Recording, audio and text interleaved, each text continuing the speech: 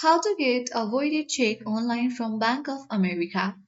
Hi everyone, this is Rose from Create Login and Delete. Without further ado, let's dive right into the video. First of all, log into your Bank of America account. For that, you have to open your web browser and go to the Bank of America website. Click on search bar and type in Bank of America. Now you have to click on the first link that says Bank of America. Then you will land on the official interface of Bank of America where you have to enter your user ID and password.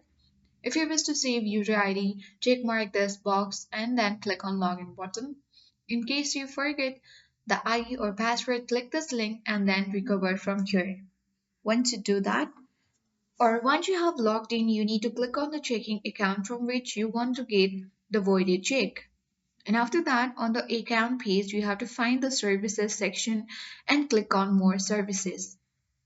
Then on the right side, find the how do I section and click on set up direct deposit. Then you need to scroll down, enter the required informations and click download PDF to open a document. Scroll down in the PDF to find your voided check with void letters printed on it.